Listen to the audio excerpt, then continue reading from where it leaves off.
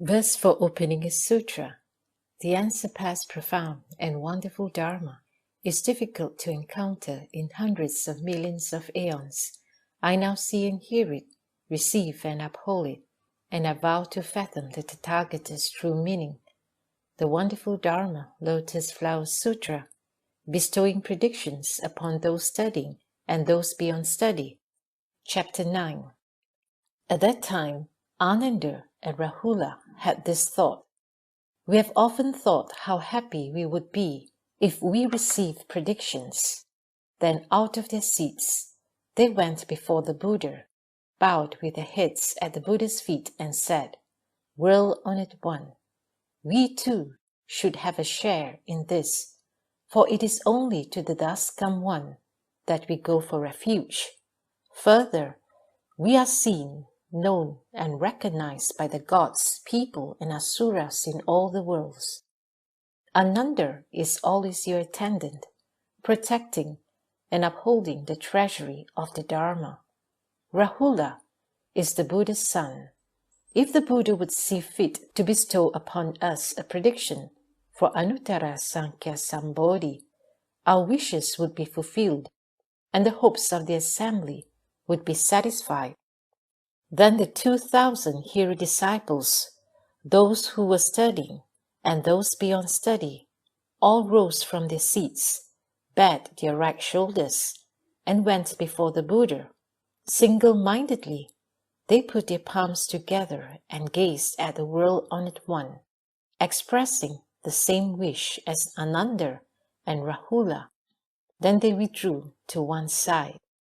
At that time, the Buddha told Ananda, "You, in the future age, shall become a Buddha by the name of King of Self-Mastery and penetrations with wisdom, like the mountains and seas. Thus come one worthy of offerings, one of right and universal knowledge, one whose clarity and conduct are complete, well-gone one who understands the world, unsurpassed Lord, a subduing and taming hero, teacher of gods and people, Buddha, the world-honored one.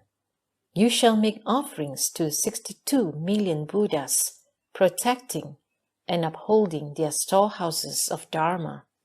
After that, you shall obtain Anuttara Sankhya Sambodhi. You shall teach and transform 20,000 myriads of millions of Ganges sons of Bodhisattvas, causing them to accomplish Anuttara Sankhya Sambodhi. Your country shall be called Banner of Victory, always raised. This land will be pure with lapis lazuli for soil. The Kalpa shall be called All-Pervasive Wonderful Sound. This Buddha's lifespan shall be limitless thousands of myriads of millions of Asankhya aeons.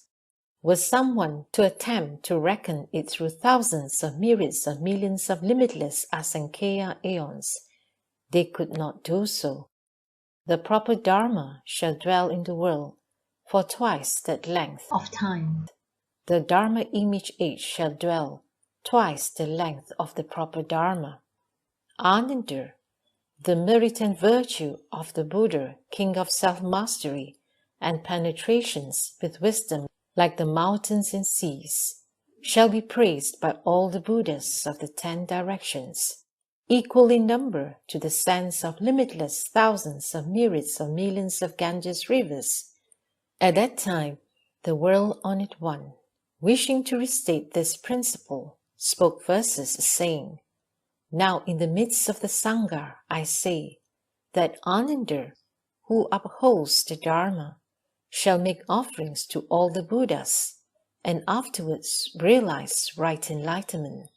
His name will be the Buddha, King of Self-Mastery and penetrations with wisdom, like the mountains and seas. His country shall be pure, called Banner of Victory, always raised. He shall teach and transform the Bodhisattvas, uncountable in number. This Buddha shall have great awesome virtue, and his name shall be known throughout the 10 directions. His lifespan shall be limitless in length, because of his pity for living beings, the proper Dharma shall dwell twice as long as his lifespan, and the Dharma image age will last twice that again. Countless living beings, their number like the Ganges sands, shall plant the causal condition of the Buddha path within this Buddha's Dharma. At that time, the 8,000 newly resolved bodhisattvas within the assembly all had this thought: we have never heard even great bodhisattvas receive predictions such as this. For what reasons have the hearers received such directions? Then the world-honored one, knowing the thoughts in the minds of the bodhisattvas, spoke to them, saying, "Good sons, Ananda and I, in the presence of the Buddha Emptiness King, simultaneously brought forth the thought of Anuttara Sankhya Sambodhi. Ananda always took delight in learning, while I was always diligent and vigorous. Therefore, I have already realized Anuttara Sankhya Sambodhi, and Ananda protects and upholds my Dharma.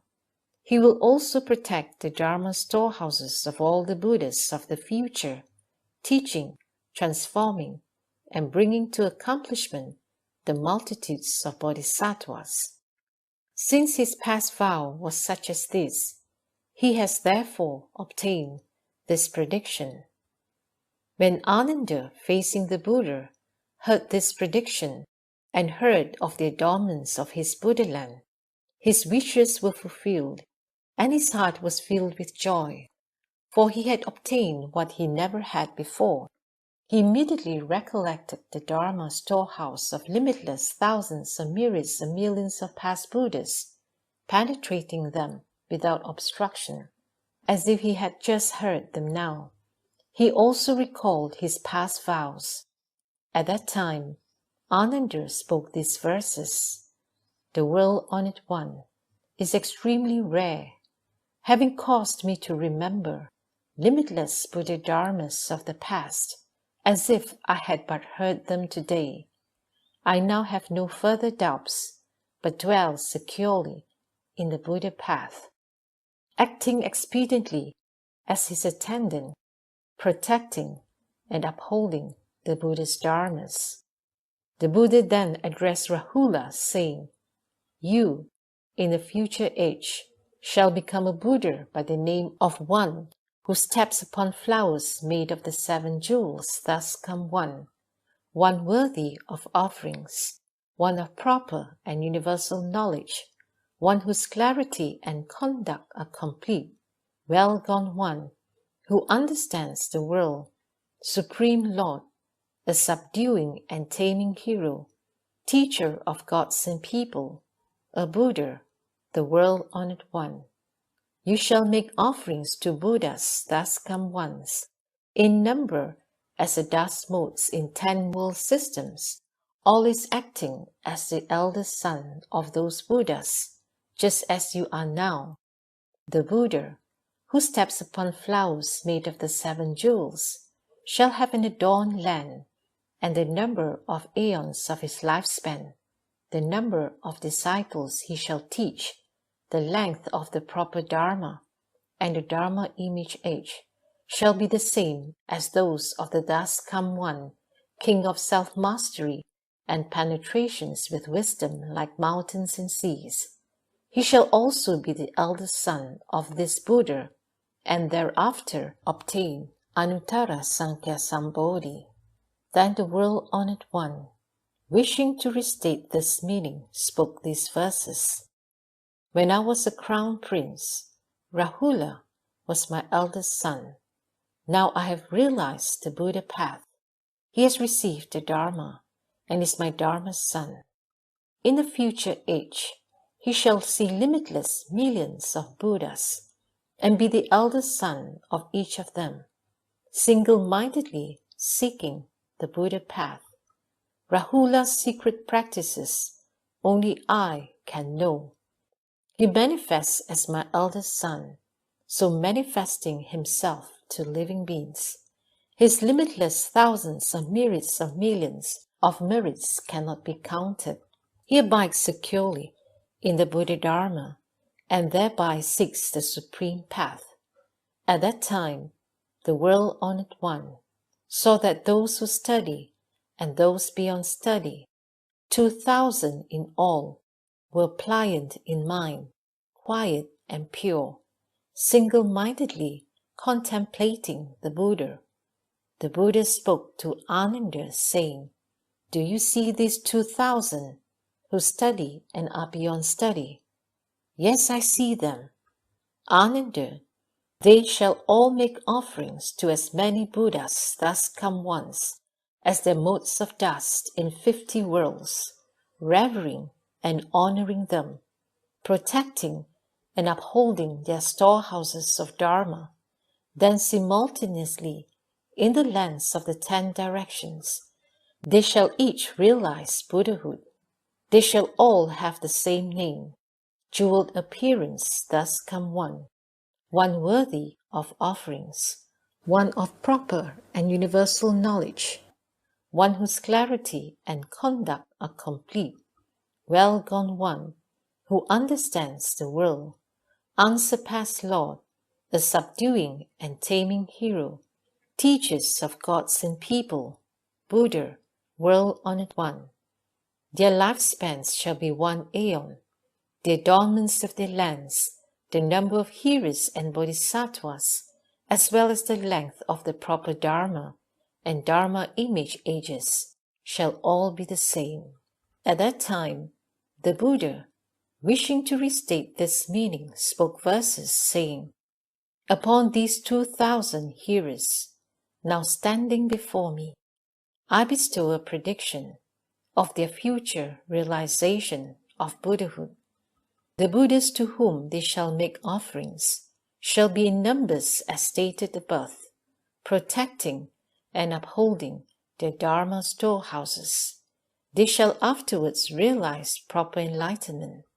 Each one, throughout lands in the 10 directions, shall have the same name, and at the same time sit upon their bodhimandas, because they shall have certified to supreme wisdom.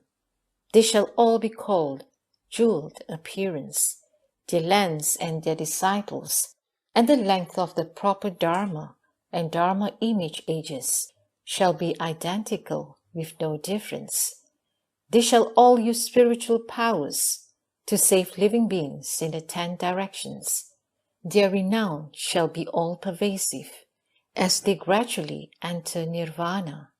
At that time, the 2,000 people, both those who study and those beyond study, hearing the Buddha bestow these predictions, jumped for joy and spoke verses saying, "O world-honored one, bright lamp of wisdom, hearing the sound of these predictions, our hearts are filled with joy, as if sprinkled with sweet dew."